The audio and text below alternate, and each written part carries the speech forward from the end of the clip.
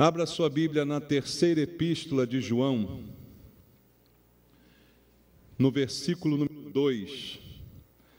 Terceira epístola de João, verso número 2. Terceira de João, verso 2. A palavra de Deus diz assim: Amado, acima de tudo, faço votos por tua prosperidade e saúde, assim como é próspera a tua alma. Amém.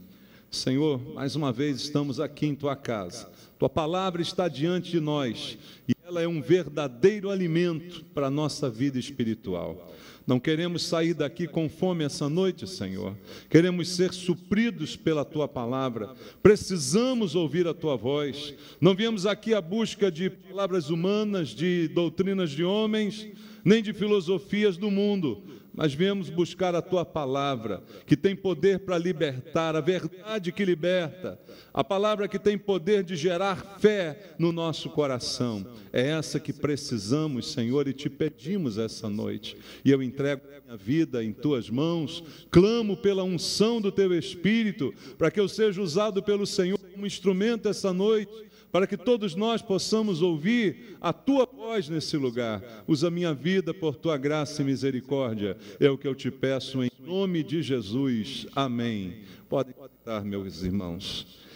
Amados, aqui o apóstolo João, nessa pequena carta, que tem apenas 15 versículos, uma carta pessoal, ele começa no versículo 1 dizendo: o presbítero ao amado Gaio, a quem eu amo na verdade.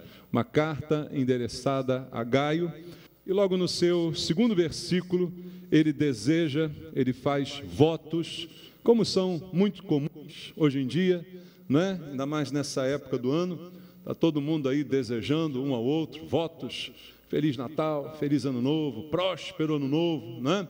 Nós estamos sempre nos referindo dessa maneira àqueles que amamos, gostamos, desejando coisas boas.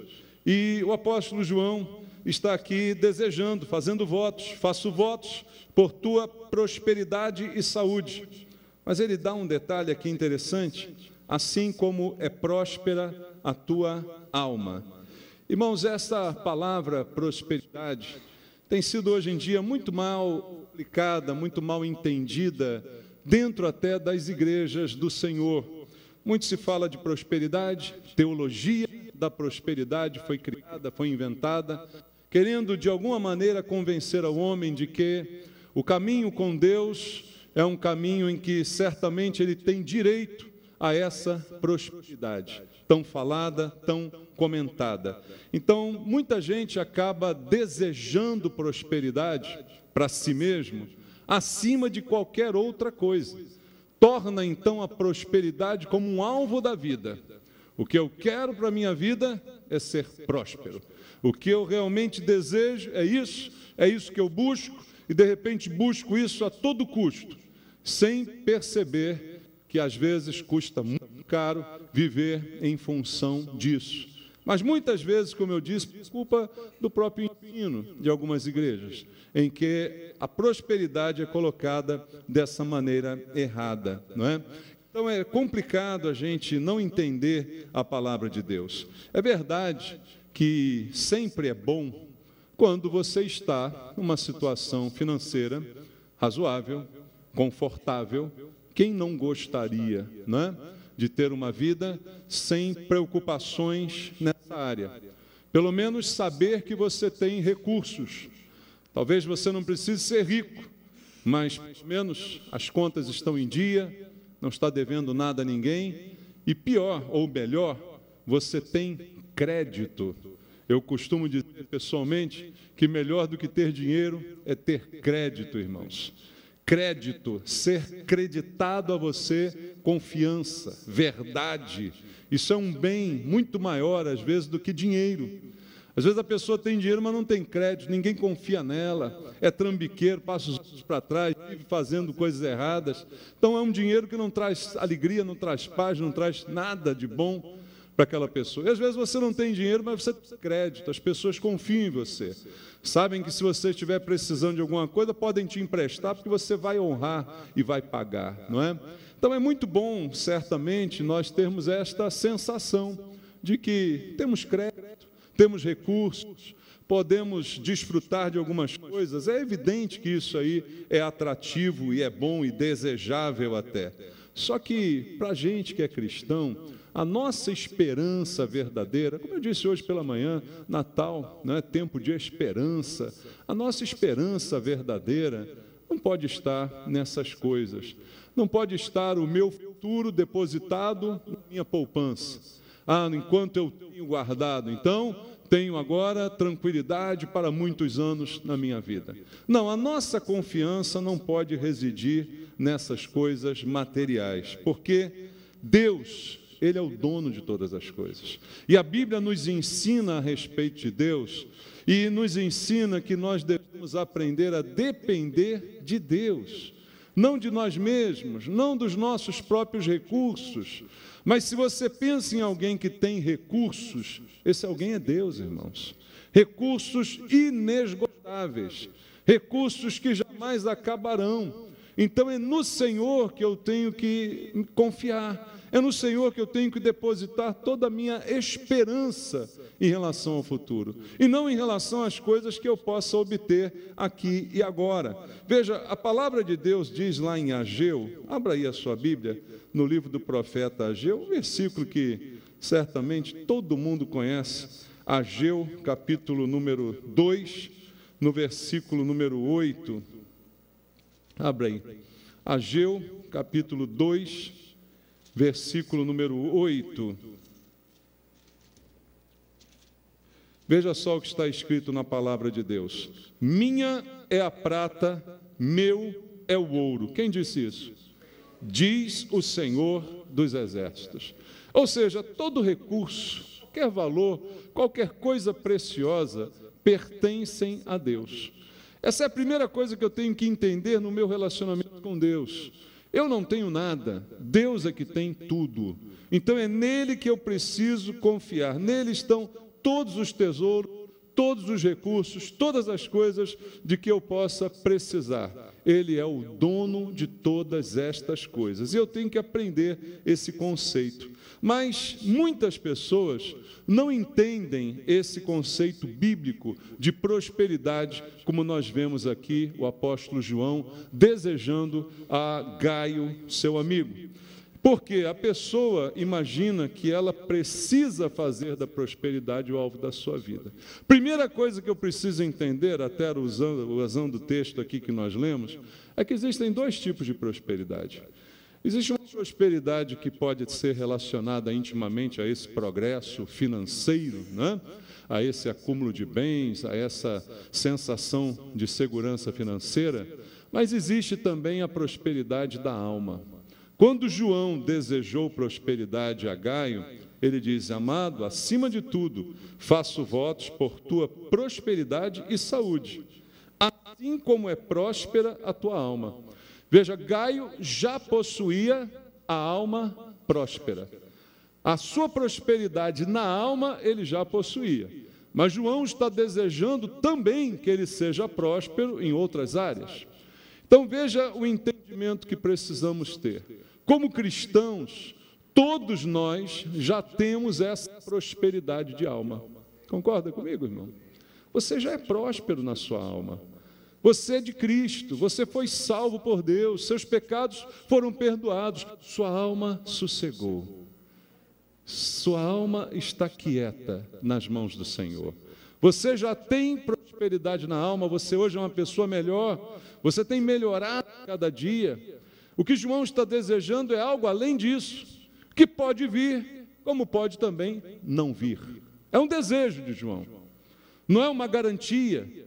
Nós podemos até desejar. Eu posso desejar ter coisas melhores das que eu tenho, mas eu também posso não ter os meus desejos satisfeitos. Concorda com isso? Ou Deus é um gênio da lâmpada que tem a obrigação de me satisfazer desejos. E pior, ilimitados, o gênio só dá 3, né? Mas tem gente que acha que Deus tem que dar todos os que eu quiser, satisfazer cada um dos meus desejos. Mas não é isso que a palavra de Deus ensina. Mas a prosperidade da alma, eu e você já temos. Já somos prósperos na nossa alma. Já temos alegria, já estamos crescendo, estamos em contínuo crescimento. Isso já é verdade na nossa vida. A prosperidade desejada por João era um voto, um desejo de que aquele seu amigo também tivesse saúde, também tivesse algo melhor, assim como a alma já era próspera, o que diz o apóstolo João. Então, amados, eu preciso entender, primeiro, que eu já tenho essa prosperidade, e que a outra, ela é uma possibilidade, mas não é uma necessidade. Dá para entender isso? Ela é uma possibilidade, mas não é uma necessidade. Você não precisa de prosperidade para ser feliz, porque você já tem prosperidade na sua alma. Ou não? Esse amém não foi convincente. Eu ouvi um baixinho aqui. Eu acho que está todo mundo interessado numa boa grana aqui hoje, né? Você já é próspero, irmão. A outra pode ser uma possibilidade, mas pode também não ser. Mas o que a Bíblia diz, tendo sustento e com que se vestir, esteja contente, porque você já tem a prosperidade da alma, sua alma já é próspera, o pão de cada dia não faltará, o justo não vai mendigar o pão, isso é promessa de Deus. Mas a prosperidade da alma, eu já tenho, você já tem. O resto pode acontecer, como pode não acontecer. Uma coisa eu preciso saber, em Deus eu posso ter todas as coisas, porque Ele é o dono de todas as coisas, como acabamos de ler, dono do ouro, dono da prata. Todas as necessidades são supridas em Deus. Todos os recursos eu encontro nele. Toda e qualquer graça vem de Deus. Toda e qualquer boa dádiva vem dele. É isso que eu preciso entender. E para entender isso, eu quero ler alguns versículos com você. Primeiro, em 1 Crônicas 29. São versículos conhecidos que eu vou citar aqui, mas que a gente precisa lembrar, precisa trazer para o coração. 1 Crônicas 29, versículo 10, até o versículo 14, uma oração de Davi. 1 Crônicas 29, do 10 ao 14, diz assim: pelo que Davi louvou ao Senhor perante a congregação toda e disse: bendito és tu, Senhor, Deus de Israel, nosso Pai, de eternidade em eternidade. Teu, Senhor, é o poder, a grandeza, a honra, a vitória, a majestade, porque teu é tudo quanto há nos céus e na terra. Teu, Senhor, é o reino, e tu te exaltaste por chefe sobre todos. Riquezas e glória vem de quem? Vem de ti. Tu dominas sobre tudo, na tua mão há força e poder, contigo está o engrandecer e a tudo dar força. Agora, pois, ó nosso Deus, graças te damos e louvamos o teu glorioso nome, porque quem sou eu e quem é o meu povo, para que pudéssemos dar voluntariamente estas coisas, porque tudo vem de ti e das tuas mãos tu damos. Veja, Davi orando pelo templo, ele chegou a uma conclusão e compartilhou isso com as pessoas. Eles fizeram grandes ofertas para que aquele templo fosse construído. A Bíblia diz que o próprio Davi tirou do seu dinheiro e colocou ali para que o templo fosse concluído. Todo o povo trouxe ofertas em abundância.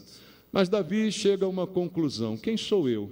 Quem é esse povo para te dar alguma coisa? Nós não temos nada para te dar, porque tudo é teu. Se eu te dou alguma coisa, foi que veio de ti primeiro para eu dar.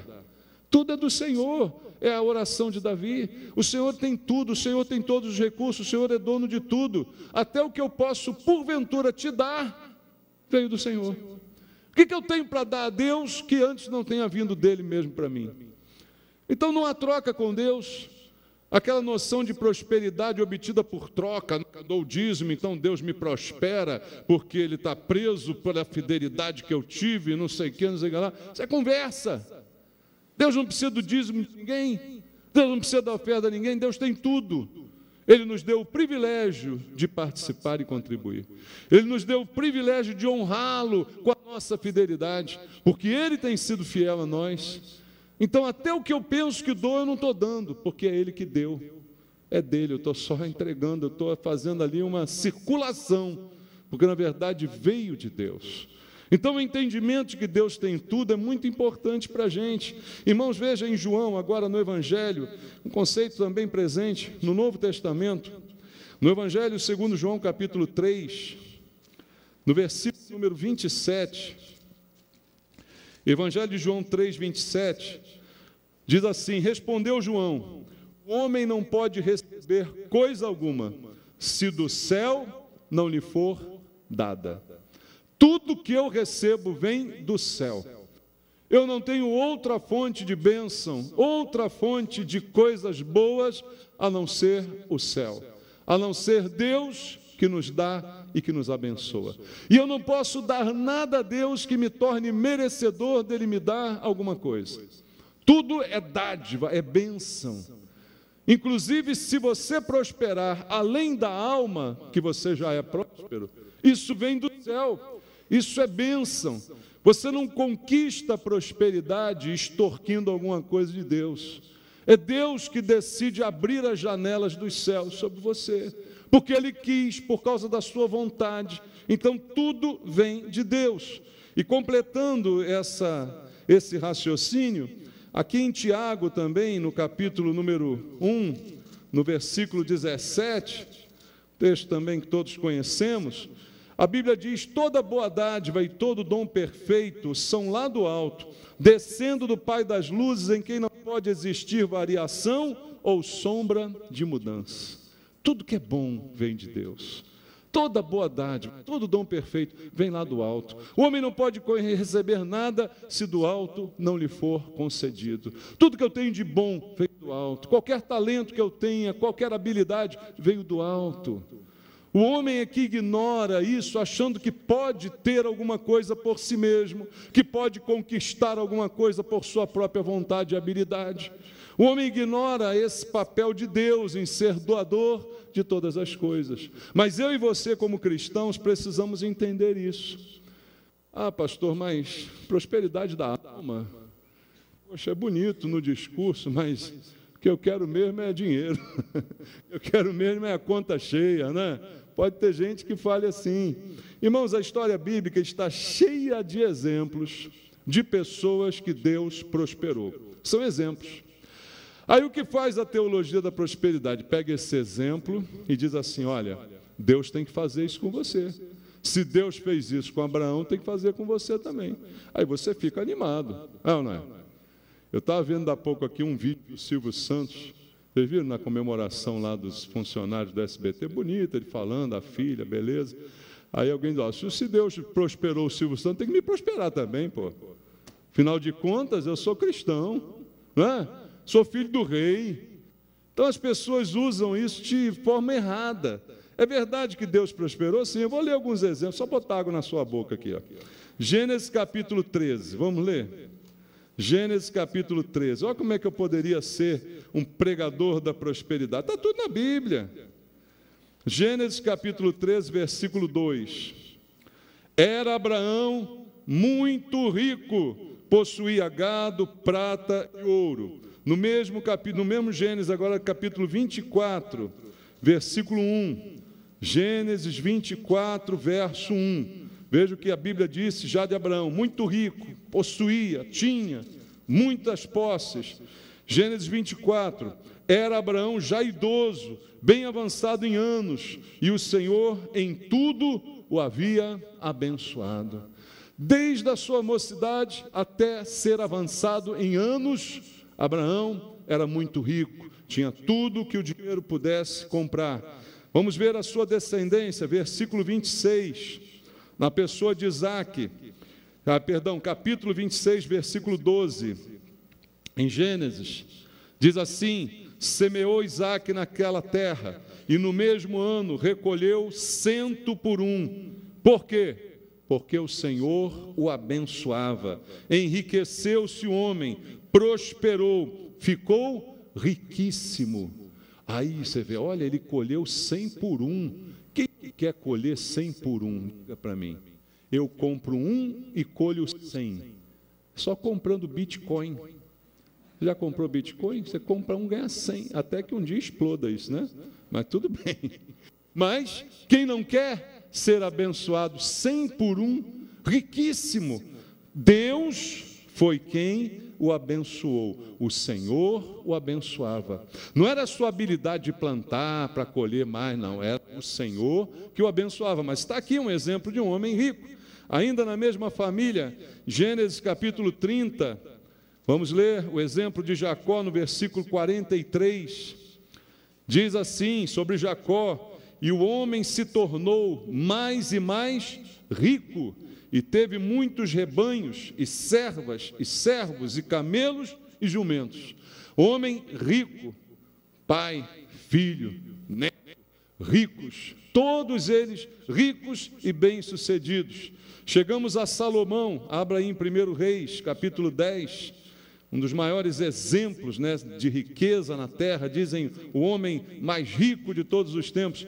1 Reis, capítulo 10, versículo número 23, está escrito: assim o rei Salomão excedeu a todos os reis do mundo, tanto em riqueza como em sabedoria. Está vendo? Excedeu, o mais rico de todos. Ah, como é bom servir a Deus, eu quero ser assim. Veja outro exemplo, Jó.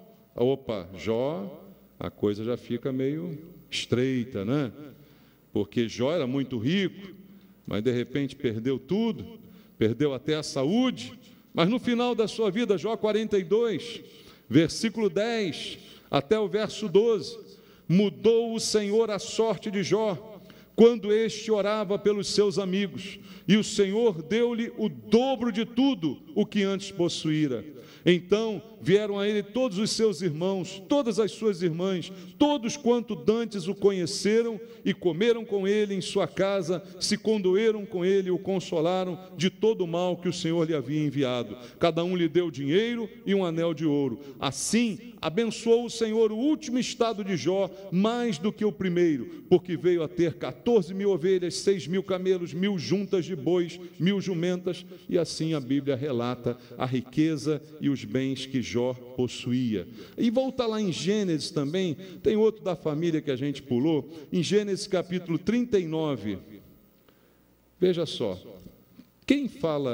de quem fala a Bíblia em Gênesis 39? De José. E aqui já vem uma prosperidade um pouco diferente desses outros que foram falados. Veja, Gênesis capítulo 39, verso 3. Vendo Potifar que o Senhor era com ele e que tudo que ele fazia, o Senhor fazia o quê? Prosperava em suas mãos.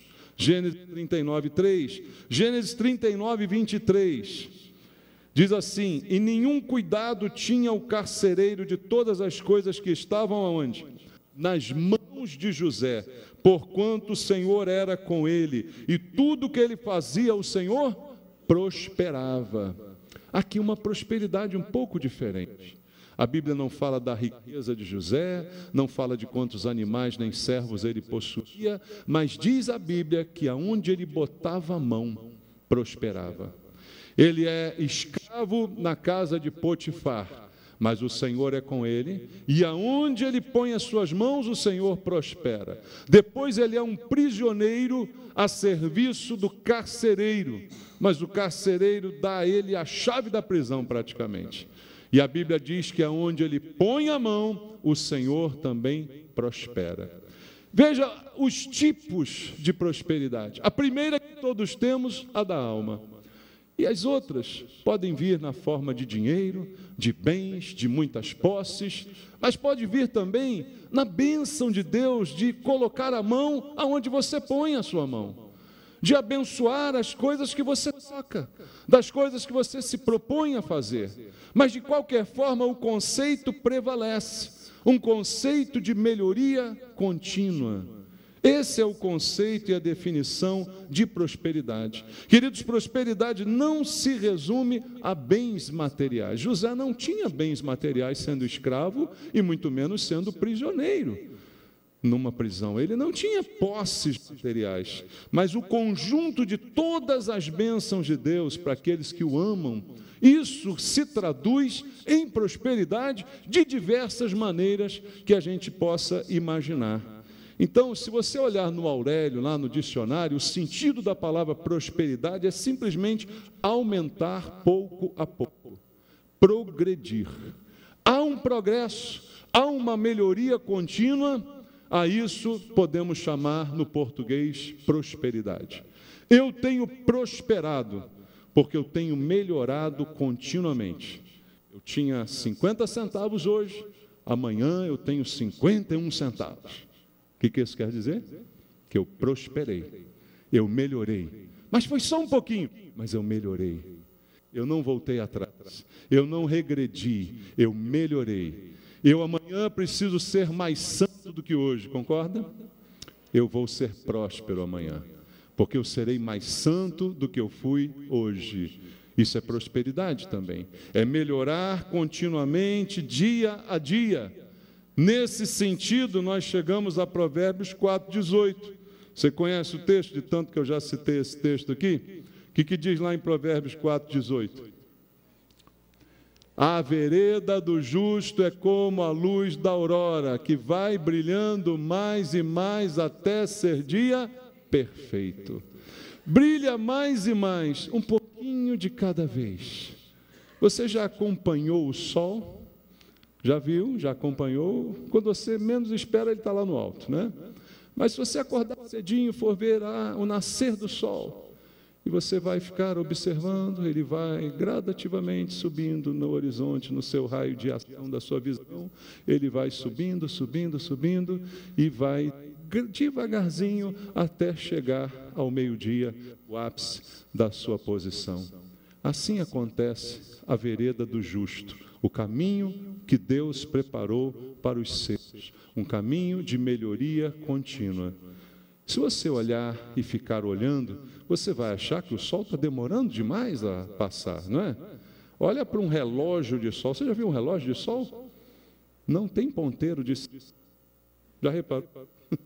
O relógio solar não tem ponteiro de segundos, porque você não vê segundos passarem, mas você vai percebendo o movimento da sombra, bem devagar, mas ele está progredindo à medida que o tempo vai passando. Esse é o conceito de prosperidade bíblica para o cristão, melhoria contínua, dia a dia, cada dia sendo um pouquinho melhor do que dia anterior. E isso, queridos, eu creio que Deus tem para você. A prosperidade da alma você já tem, e se há um outro tipo de prosperidade que certamente Ele deseja que você tenha, é esse progresso contínuo da sua vida. A isso podemos chamar santificação, dia a dia melhorando meu relacionamento com Deus, minha vida espiritual, dia a dia corrigindo os meus erros, consertando certas coisas em minha vida. Isso é prosperidade. Ah, pastor, mas e a financeira? A financeira pode vir, mas não quer dizer que vai vir. João, quando escreveu a carta a Gaio, ele não disse que ele já era próspero. Ele disse, você já é próspero na sua alma, mas eu desejo que também você seja próspero e tenha saúde. Nada de mal na gente desejar essas coisas, mas podem acontecer, como podem não acontecer.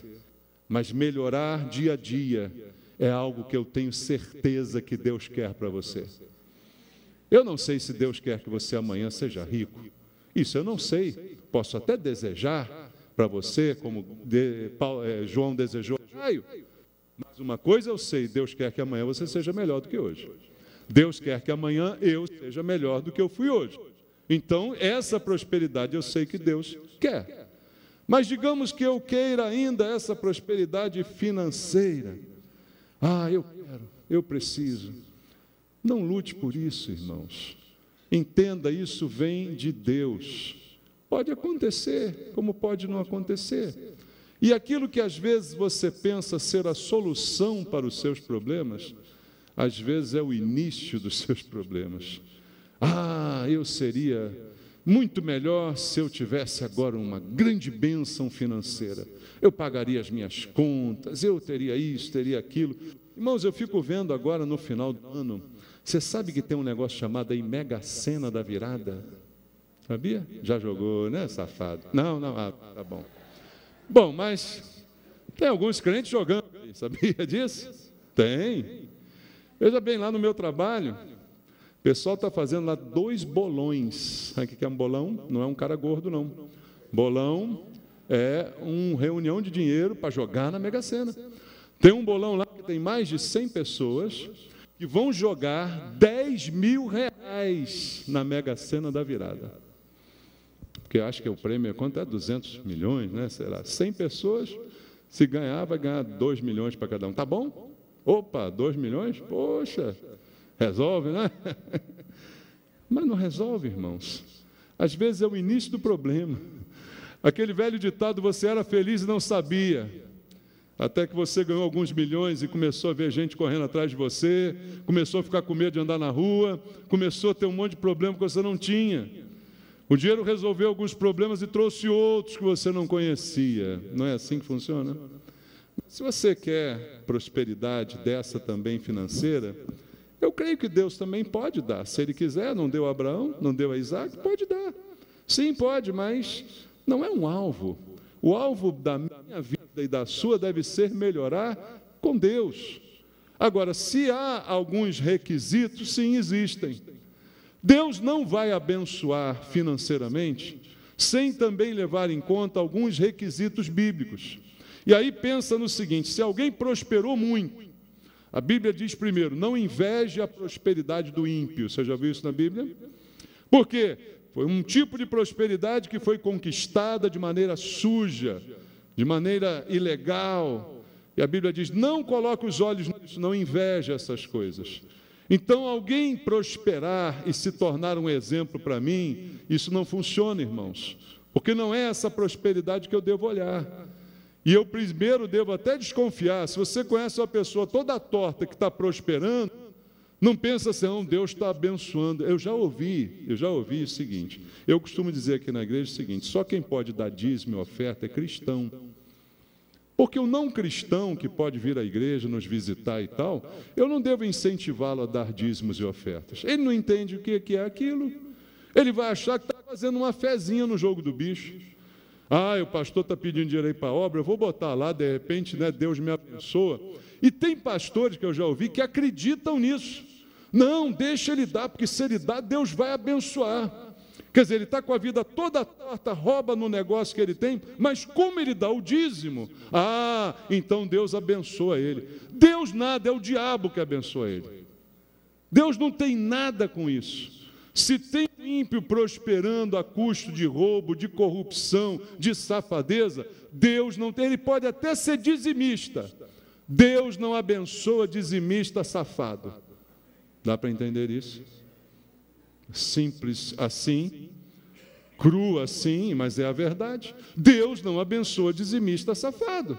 Então não é um mantra, não é um mágica, eu dou e Deus me dá, não. Se você vê alguém sendo abençoado, sendo desonesto, pode saber que isso é do diabo. Parece estranho dizer que o diabo abençoa, né? Colocando aí entre aspas, mas o diabo dá dinheiro também. E como dá? Ele dá o que for preciso para afastar a pessoa do caminho de Deus. Então, se eu preciso e quero também a prosperidade financeira, eu não posso ignorar alguns requisitos de Deus para isso, irmãos. E a Bíblia vai nos mostrar, veja só, Salmo número 1.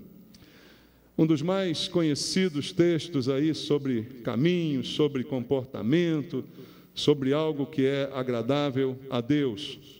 Logo no primeiro salmo da sua Bíblia, está escrito assim: bem-aventurado, ou seja, feliz o homem que não anda no conselho dos ímpios, não se detém no caminho dos pecadores, nem se assenta na roda dos escarnecedores. Antes o seu prazer está na lei do Senhor, e na sua lei medita de dia e de noite. Ele é como árvore plantada junto à corrente de águas, que no devido tempo dá o seu fruto, e cuja folhagem não murcha. E tudo quanto ele faz será bem sucedido. Todo mundo está interessado nessa última parte do verso 3, né? Isso foi o que aconteceu com José. Tudo que José fazia era bem sucedido. Na prisão, bem sucedido. Escravo, bem sucedido. Tudo.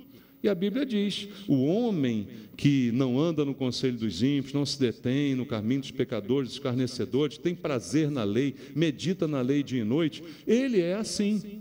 Então isso é um requisito. Não dá para você achar que uma pessoa, tudo que faz dá certo, e ela não vive isso. Se está dando certo na vida dela, é macumba. Pode crer, é macumba. Porque macumba também dá certo, mas o diabo cobra um preço caro pelaquilo que ele dá, tá bom? Mas o requisito está na Bíblia e a gente precisa conhecer. Veja outro aqui, 2 Crônicas 26, segundo livro de Crônicas, capítulo 26, verso 5. 2 Crônicas 26, verso número 5. Falando a Bíblia a respeito do rei Uzias, diz assim: propôs-se a buscar a Deus nos dias de Zacarias, que era sábio nas visões de Deus. Nos dias em que buscou ao Senhor, o que aconteceu? Deus o fez prosperar. Quando? Nos dias em que buscou ao Senhor. Isso é requisito. Meditar na lei, andar no caminho, buscar o Senhor, isso é requisito para que essas coisas aconteçam. O que mais? Provérbios, capítulo 28, versículo 25. Provérbios 28, verso número 25, está escrito: o cobiçoso levanta contendas, mas o que confia no Senhor, o que acontece com ele? Prosperará.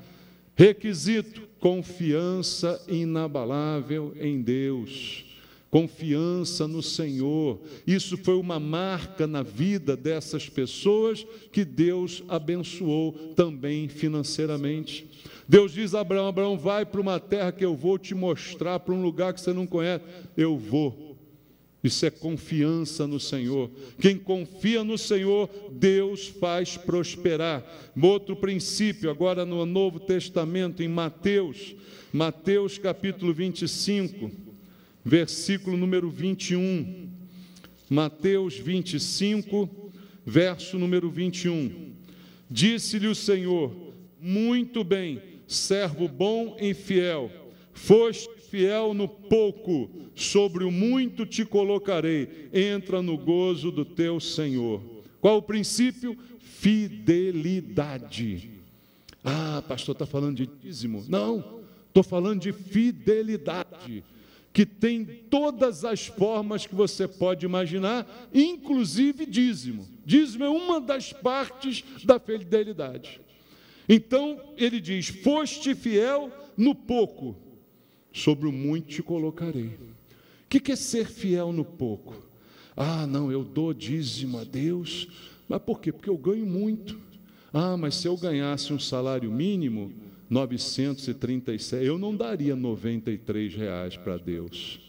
Então você não é fiel no pouco. Não é questão de ter muito ou ter pouco.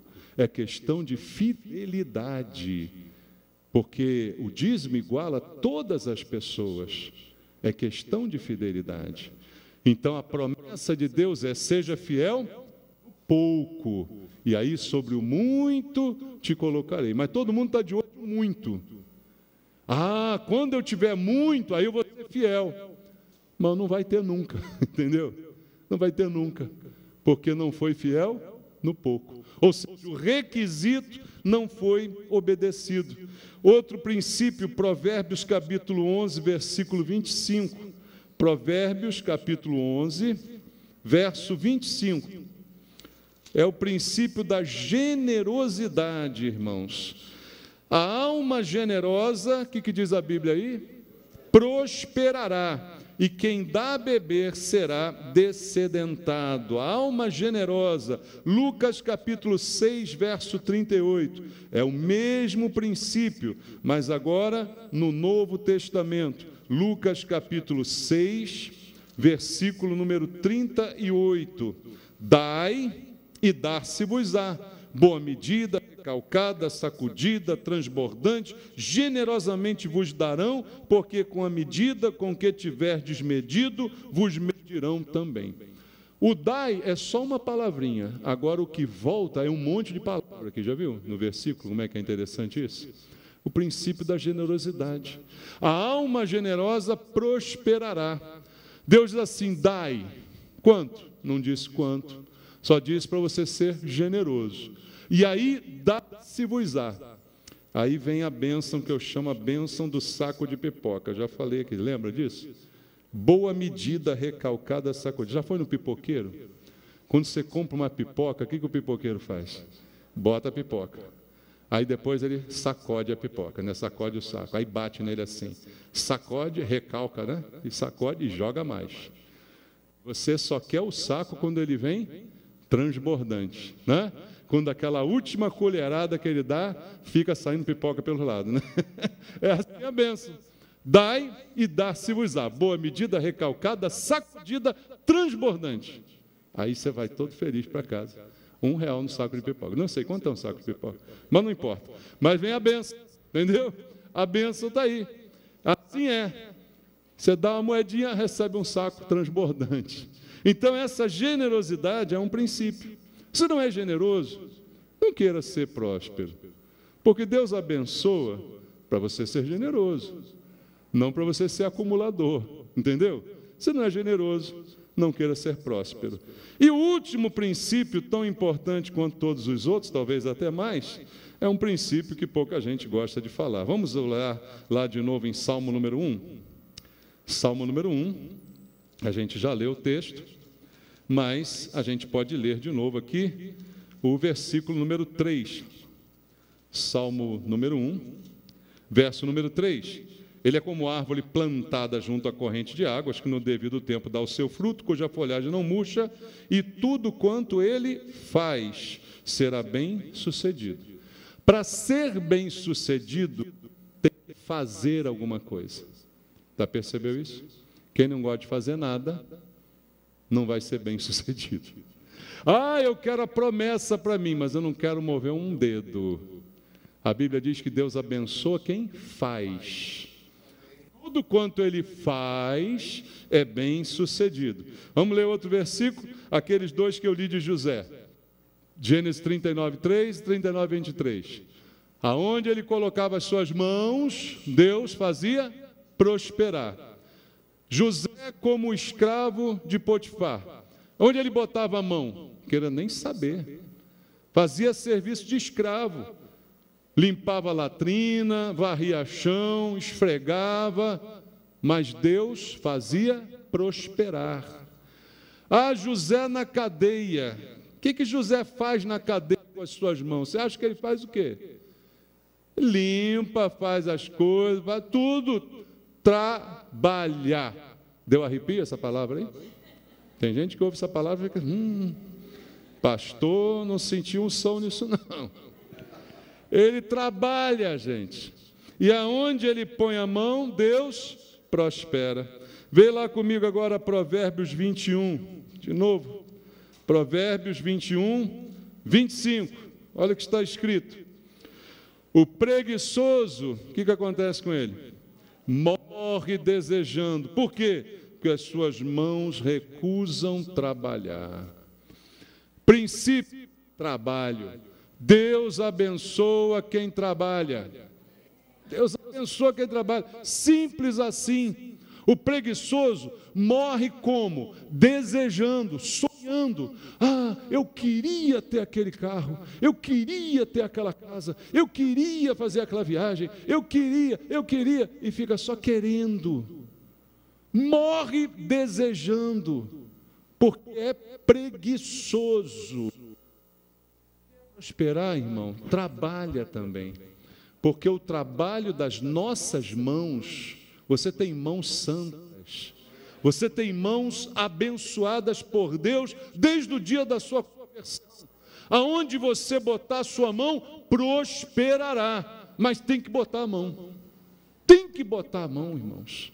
Isso é essencial para acontecer. E por fim, veja aqui, 2 aos Tessalonicenses, capítulo 3, Olha o que Paulo diz aqui também, que é maravilhoso o conceito, não é? Segundo aos Tessalonicenses, capítulo 3, do verso 6 a 11.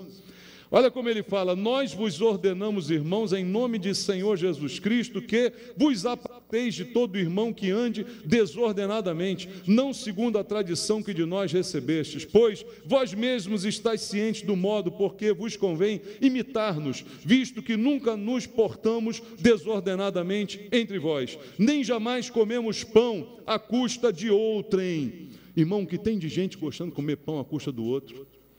É onde isso mais aparece? Na igreja. Tem festa na igreja. Todo mundo traz uma coisa, eu não trago nada, trago a boca. Eu gosto de comer às custas dos outros. Está aqui na Bíblia. Veja só.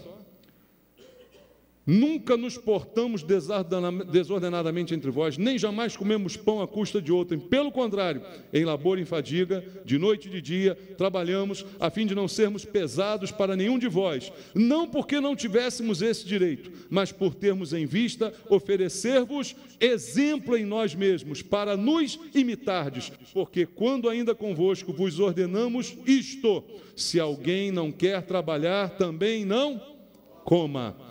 Pois, de fato, estamos informados de que entre vós há pessoas que andam desordenadamente, não trabalhando, antes se intrometem na vida alheia. É claro, quem não trabalha tem tempo para fuxicar.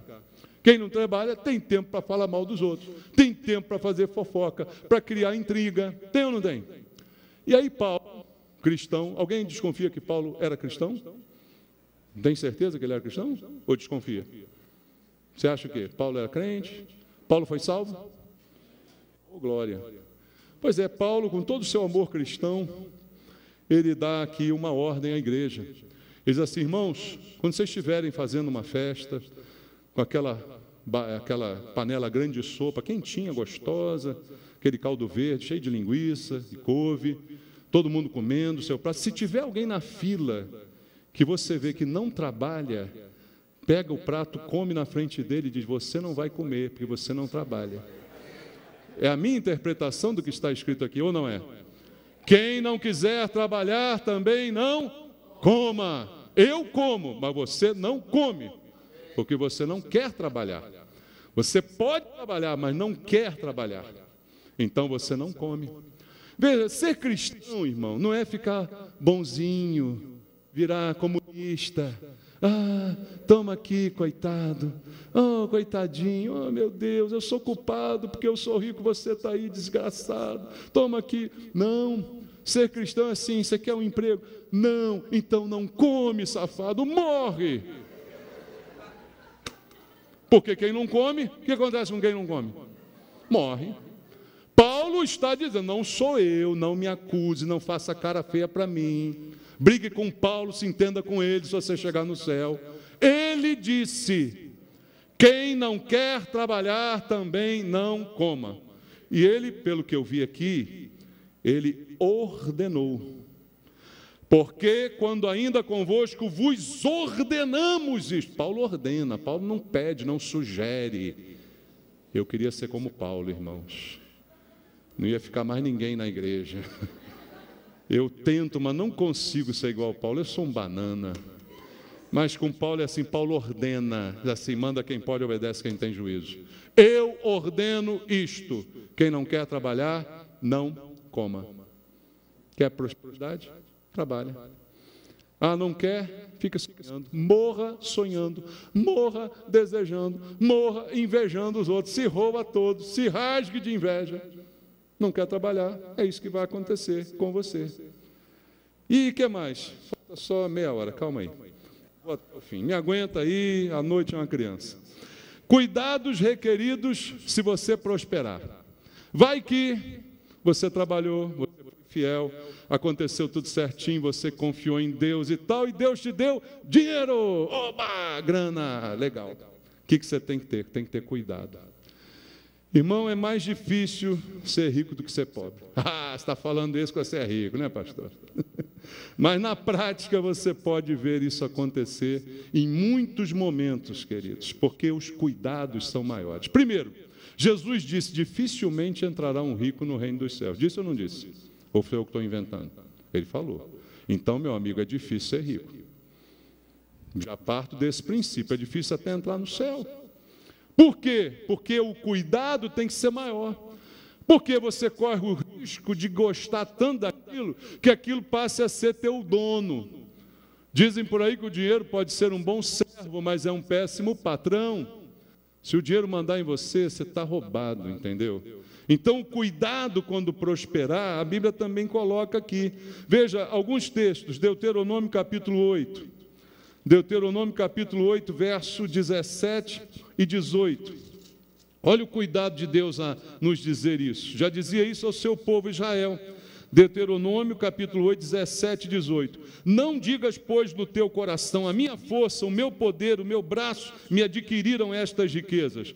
Antes te lembrará do Senhor teu Deus, porque é Ele que te dá força para adquirires riqueza, para confirmar a sua aliança, que sob juramento prometeu a teus pais, como hoje se vê. Nunca diga, eu conquistei, eu ganhei, foi a minha força, a minha capacidade. Foi o Senhor que te deu força. Para lembrar, que mesmo que você fique rico, não fique orgulhoso, não fique vaidoso, não fique achando que você é o cara, tá?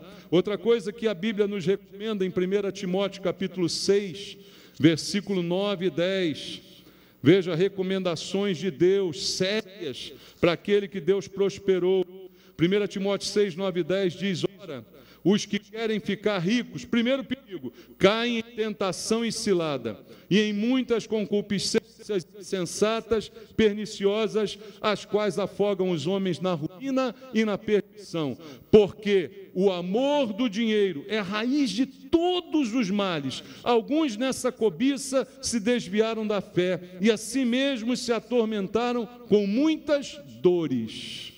Olha o perigo de ter essa cobiça, essa ganância, essa vontade de ficar rico, essa vontade de prosperar, e mete os pés pelas mãos, e mesmo depois que ficar tormentado com muitos problemas. Perigo, Deus nos alertando. Outra de Deus, em Lucas capítulo 12, olha só o que está escrito em Lucas 12, Jesus faz esse alerta, irmãos, um cuidado que você que tem prosperado precisa ter com a sua vida.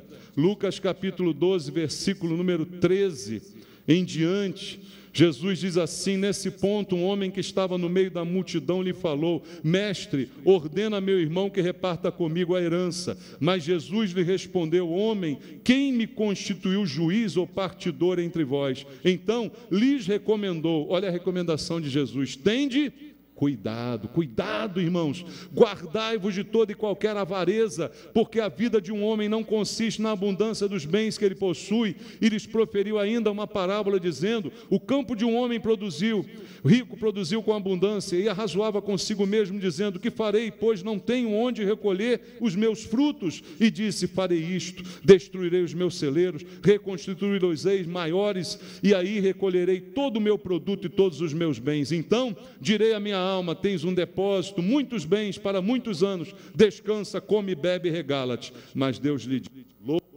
esta noite te pedirão a tua alma, e o que tens preparado para quem será? Assim é o que entesoura para si mesmo, não é para com Deus. Tem que ter cuidado quando prospera ou não? Tem que ter cuidado quando se é rico ou não? O que você acha? Palavras do Senhor para a nossa advertência. E se você ficou rico, se você ficou como Abraão, como Isaac, como Jacó, como tantos outros a quem Deus abençoou, o que você tem que fazer se isso aconteceu? Além de tomar esses cuidados aqui que eu disse para você, a gente precisa ter sabedoria. O bom de Salomão era isso. A Bíblia diz que nunca teve alguém mais rico, mas nem mais sábio do que ele. Porque se for só rico e não for sábio, perde tudo do mesmo jeito que ganhou. Ganha fácil e vai fácil. Sabedoria é um dom de Deus. A Bíblia diz, peça a Deus. Se você ficasse rico no mundo, ganhasse aí a mega sena da virada, né? O que alguém diria para você? Aplica nisso, aplica naquilo, Bitcoin, não sei o que, não sei o que lá, sugestões e mais sugestões. Mas o melhor investimento, sabe qual é? O reino de Deus.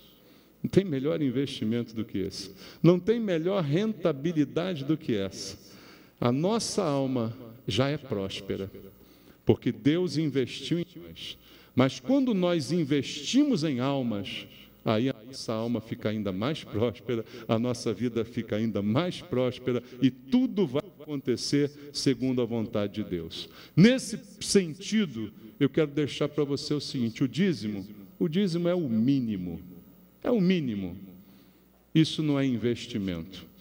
Isso é o mínimo. Quando a gente faz o mínimo, ninguém precisa bater palma para a gente, concorda? Há muito mais que se pode fazer. Se você prosperou, se Deus tem te abençoado, há muito mais que você pode fazer, além do mínimo que é colocado para nós. E aí eu deixo aqui para você um provérbio que eu gosto de repetir, que é bem interessante. Não sei a origem, nem sei o autor, mas diz assim: o que gastei, eu tive. O que guardei, perdi. Mas o que eu dei, eu ainda tenho. Entendeu isso? O que eu dei, eu ainda tenho. Porque a gente acumula, tesouro é no céu, como diz a Bíblia. Amém? Que Deus nos abençoe com a sua palavra. Vamos orar. Senhor, nós ouvimos a tua palavra, conceitos da tua palavra, que agora precisamos aplicar à nossa vida. Primeiro, Senhor, eu te peço, ensina a cada um de nós de que nós já somos prósperos. Não há nenhum só crente nesse lugar que não seja próspero na sua alma. Não há nenhum de nós aqui que já não seja próspero. Se é cristão, está melhorando dia a dia, está vivendo essa prosperidade. O resto, Senhor, o Senhor dá de acordo com a sua vontade e também, mais importante, de acordo com a nossa capacidade. Pai, a tua palavra diz que o Senhor não permite que nós sejamos tentados além do que podemos suportar. E eu creio também que o Senhor não permite que a gente receba algo além do que a gente pode lhe dar. Por isso, o Senhor sabe o que cada um de nós precisa, o Senhor sabe como cada um de nós vai reagir à prosperidade. Por isso não te pedimos prosperidade, apenas entregamos a nossa vida em tuas mãos, querendo viver de acordo com a tua vontade. Eu oro por mim e oro pelos irmãos, pedindo que o Senhor nos ensine a viver cada dia melhor, para sermos prósperos como o Senhor deseja, em nome de Jesus. Amém. Deus abençoe você. Vamos louvar ao Senhor. Se atentamente ouvir a Deus e aos mandamentos seus obedecer, o Senhor meu Deus me exaltará sobre todas as nações. Onde eu passar, eu não correrei atrás de bênçãos. Sei que elas vão me alcançar. Onde eu colocar a planta dos meus pés, sei que a sua bênção chegará. Bendito serei na terra, bendito serei quando eu profetizar. Sei que a minha voz será a voz de Deus. Bendito serei no campo, bendito serei por onde eu passar. Onde eu tocar, abençoado será quando eu obedecer a sua voz. Eu creio, Senhor. Se atentamente ouvir a Deus e aos mandamentos seus obedecer, o Senhor meu Deus me exaltará sobre todas as nações. Onde eu passar, eu não correrei atrás de bênçãos. Sei que elas vão me alcançar. Onde eu colocar a planta dos meus pés, sei que a sua bênção chegará. Bendito serei na terra, bendito Bendito serei quando eu profetizar, sei que a minha voz será a voz de Deus. Bendito serei. Pode colocar a mão aí no seu irmão e abençoar ele, pode fazer isso. Bendito serei por onde eu passar, onde eu tocar, abençoado será quando eu obedecer a sua voz.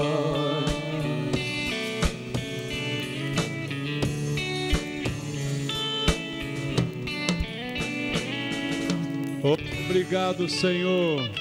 Glórias ao teu nome, Jesus. Recebe o nosso culto essa noite. Glória a Deus.